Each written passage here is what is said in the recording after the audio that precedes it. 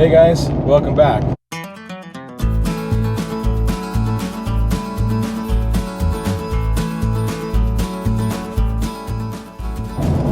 So today, me and my son are heading to the rifle range.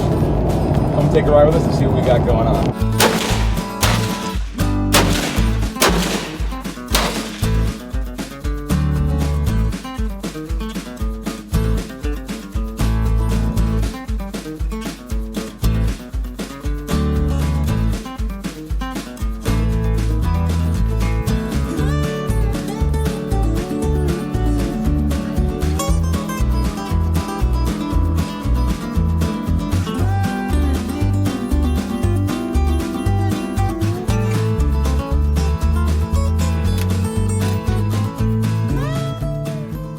My son's rifle, which is right here behind me, he had a fairly new scope on it, but when we lived back up north, most of what we did was target shooting at a range, kind of like what we're doing now.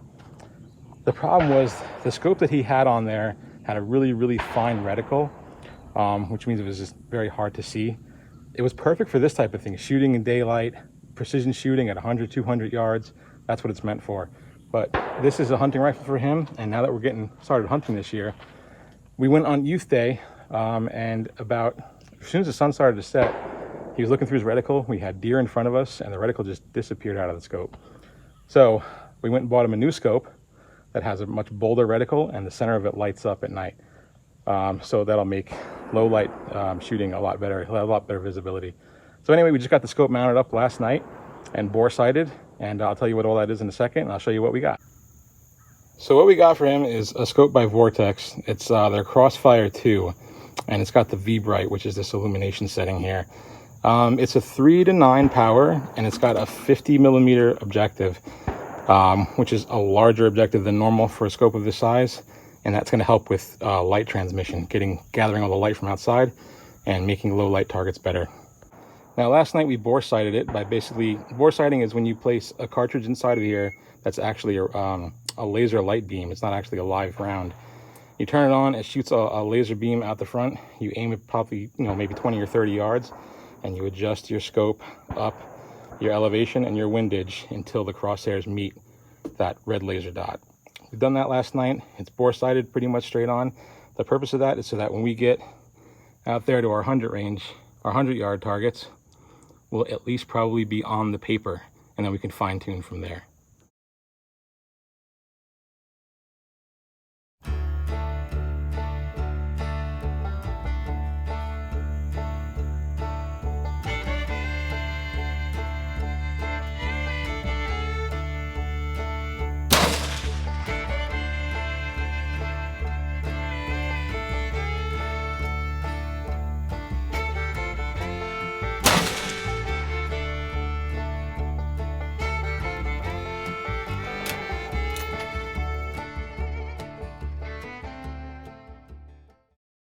No hurry, we want to make a good, accurate shot. I'm kind of training for deer hunting, so.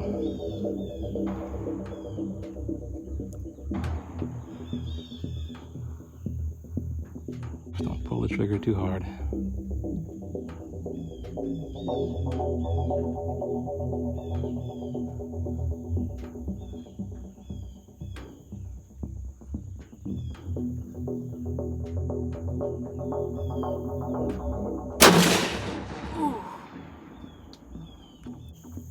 No, it went just to the left of the top right. Of the bullseye? Yeah. Okay. So it's centered. It's set up to be dead on. So you probably pulled that a little bit. So use your fingertip. Don't use like the whole part of your finger. Just your fingertip, and remember, just light pressure the whole time until the gun goes off. No rushing.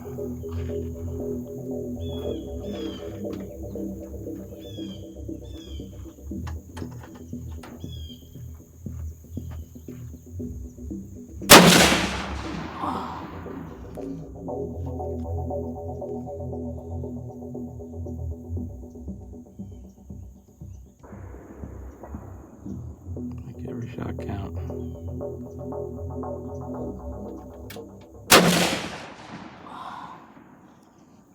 It kind of kicks.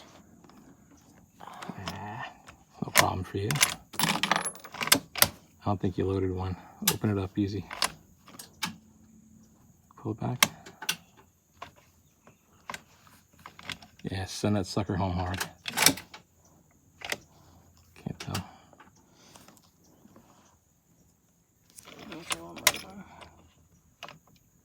Yeah, no, it didn't.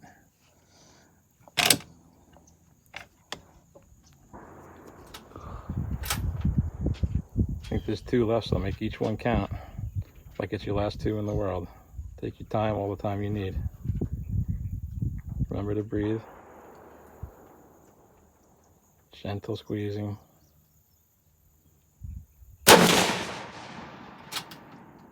Good follow through, good job. Where'd that one go?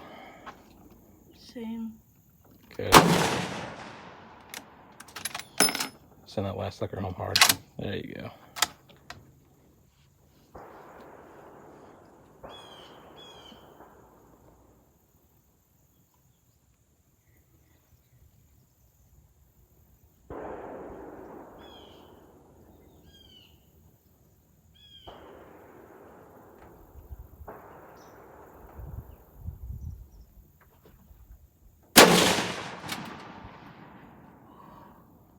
All right, so mission accomplished. That's my last 5 at 100 yards. And that's little man's last 5. So either way, we're right where we need to be. All right, so what's happening now is we just finished shooting.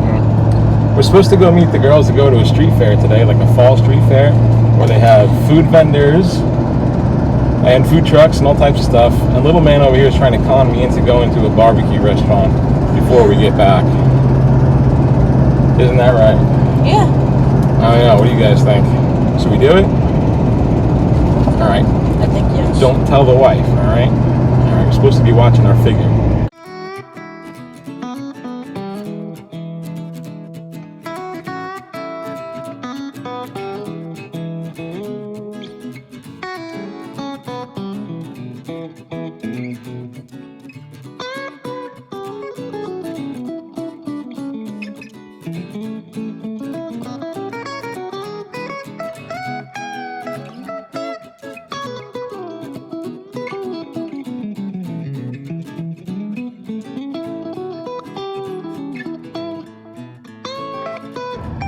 So while we were there, I don't think that things should be all work for kids and all discipline and all that. I think they should be allowed to have a little bit of fun.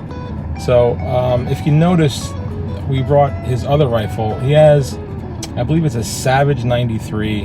Don't hold me to that, I'll check. But he has a 22 Magnum. That was his first rifle ever. It's the one with the green stock on it that he was shooting. That rifle is really inexpensive to shoot. It shoots very accurate. It was an inexpensive rifle to purchase, and I just gave him 100 rounds and kind of let him do his thing. So he had a great time doing that. And like I said, I'm a believer in just not making it everything so regimented when you do something like that. It should be a fun experience for him as well. So he shot that rifle. When we first got it, my wife actually really likes shooting because there's not much recoil to it. So she got involved with shooting that when we first got it. It's a really fun gun to shoot. I even actually got, I brought my hunting rifle out, which is a kind of a sentimental piece to me. It was a rifle that my father gave to me. It's a Weatherby 270. He gave that to me. I bugged him forever about it. Ever since I was a kid, he had that. He got it the year I was born, actually, so 1977. And ever since I was a kid, I looked at it and I just thought it was the most beautiful rifle ever, and I bugged him all the time. And when I got older, he finally gave it to me. So that's my main hunting rifle, and I took that out and sent a few rounds downrange just to make sure that my scope was still zeroed in and whatnot. So that rifle made its annual appearance at the range, and we had a really good time. So everything's sighted in. We're looking good. We're ready for hunting season, I feel. His new scope really made a huge difference. The reticle is so much more bold and crisp and easy to see, and I think that it's just going to serve him a lot better. Most of the shooting that we do in my area, hunting-wise, is always very early in the morning or right as the sun is setting. So low light visibility is really a key for us when it comes to hunting. Having that illuminated reticle also is a really big deal. And it's not, the whole thing isn't illuminated, it's just a center dot that's really, really tiny, like, you know, pinhead lights up, and then there's 11 degrees of brightness that you can select. So, you know, even if the crosshairs that are really bold tend to fade out when sunset comes, that little dot will still at least be illuminated so that you can see that. You know, it's never a problem seeing the deer when you lose light, but it's a problem seeing the crosshairs of the scope. So I think we've got that worked out now. It's all sorted out, and I think he's going to be all set up for a good hunting season. So anyway, it was a fun day. We got some cool videos planned, and we actually have a hunting trip planned, father and son trip, so maybe we'll get some video of that. Thanks for being with me, guys. I appreciate you tagging along, and I'll catch you guys in the next one. Thanks, and be well.